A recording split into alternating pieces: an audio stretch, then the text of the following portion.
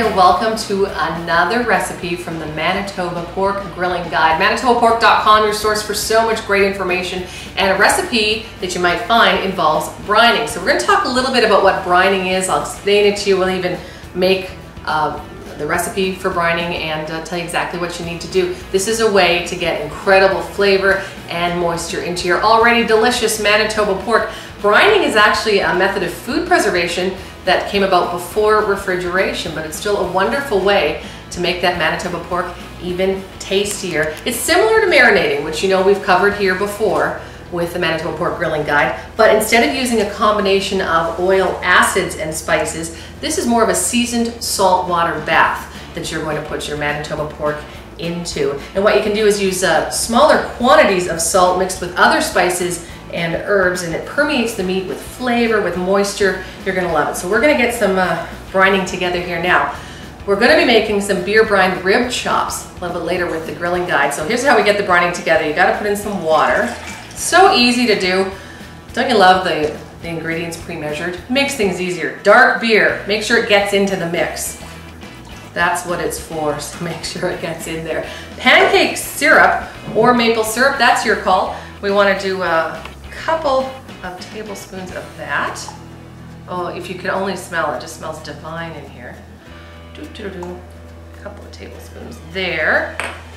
Then we're gonna go with the garlic. That's what I'm smelling. Get that garlic right in there. Brown sugar, a staple it seems. Always good. Then we're gonna throw in some black pepper. Put that in there. And some coarse salt.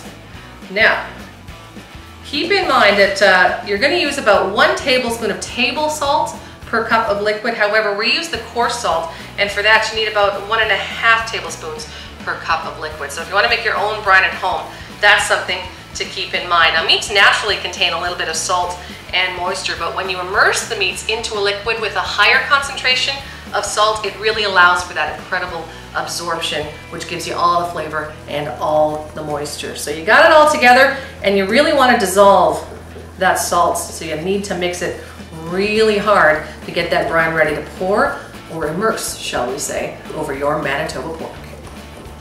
All right, so you've been stirring and the salt is all dissolved into your brine. Now it's time to put it all together. A Ziploc bag really tends to work the best for things like this. Now we're going to use chops today, and you want to put them into the bag. And it looks like an awful lot of brine, but you're going to use it all. So you want to make sure that the meat is completely submerged in the brine. If any of it isn't completely immersed in the liquid, then you're going to have to end up turning it more often when you're cooking it. So it's best to just make sure. See if we can do this without spinning.